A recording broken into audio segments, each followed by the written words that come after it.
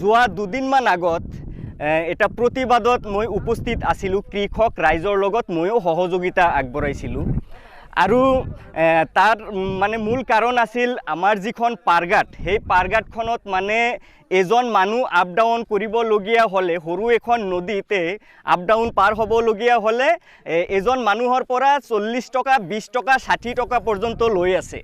আৰু যাৰ কাৰণে সেইদিনা আমাৰ কৃষকসকলে একত্ৰিত হৈ তাত প্ৰতিবাদ সাব্যস্ত কৰিছিল।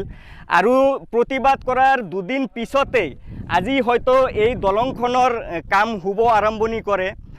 ইতিমধ্যে মানে দলঙত মানে যাত্ৰীসকল যাতায়াত কৰি আছে ফ্ৰী, একদম মানে এটকাও নালাগে। এইখন দলঙৰে যাত্ৰীসকল যাতায়াত কৰিব পাৰিব, কোনো টকা পইচাৰ প্ৰয়োজন নহ'ব। আমাৰ ৰাইজে, আমাৰ গাঁওবাসী কৃষক ৰাইজে তেওঁলোকৰ পকেটৰ ধন খৰচ কৰি এইখন দলং তেওঁলোকে পৰিশ্ৰম কৰি তেওঁলোকে এইখন দলং নিৰ্মাণ কৰিছে কেৱল ৰাইজৰ সুবিধাৰ কাৰণে। কাৰণ এইখন দলঙত যিসকল যাত্ৰীয়ে যাতায়াত কৰিব, বিশেষকৈ প্ৰায়বিলাক মানুহেই দুখীয়া মানুহ, কৃষিজীৱী মানুহ, তেওঁলোকে খেতি নকৰিলে তেওঁলোকৰ পেটত ভাত নোসোমায়। গতিকে এবাৰ আপ ডাউন, এবাৰ দলঙেৰি পাৰ হ'বলগীয়া হ'লে 40 টকা যদি দিব লাগে, তেতিয়াহ'লে এজন পৰিয়ালৰ 2-3জন মানুহ যদি দিনত 4-5 বাৰকৈ অহা যোৱা কৰে, নিশ্চয় 200-300 টকা দিবলগীয়া হ'ব দিনত, প্ৰতিদিনত। আৰু 200 দলং নিৰ্মাণ কৰিলে ৰাইজৰ সুবিধাৰ্থে, ৰাইজৰ যাতে 1 পইচা খৰচ নালাগে। ৰফিকুলে যেতিয়া 50 টকা 20 টকা যেতিয়া ল'ব লগা হ'ল, তেতিয়া আমাৰ ৰাইজে মানে অসুবিধা পালে দেখা পায়। ইয়াৰ মানুহবিলাক মেক্সিমাম মানুহে আপোনাৰ কৃষিজীৱী, 99% মানুহে কৃষিজীৱী। এতিয়া দিনত খেতিত পানী দিবলৈ আহিলে 20 টকা, যাওঁতে 20 টকা, কেতিয়াবা পৰিয়ালৰ 4-5জন মানুহ আহিব লগা হয়। তেতিয়া এই মানুহজনে যদি 200 টকা 250 টকা যদি আপোনাৰ নাও ভাড়া দিব লাগে, তেনেহ'লে এই মানুহখন খেতিত কেনেকৈ পানী দিব, খেতিটো কেনেকৈ কৰিব? আমি যোৱা দুদিন আগত যিখন ঠাইত মানে প্ৰতিবাদ কৰিলোঁ, সেইখন ঠাইত কিন্তু আমি নাওখন চলোৱা নাই বৰ্তমান সময়ত। আৰু দলংখন কিন্তু সেইখন ঠাইত নহয়, আপোনালোকে নিশ্চয় হয়, ডিষ্টেঞ্চ ইয়াৰ পৰা 1 কিলোমিটাৰ। গতিকে 1 কিলোমিটাৰ পিছুৱাই আহিছোঁ আমি।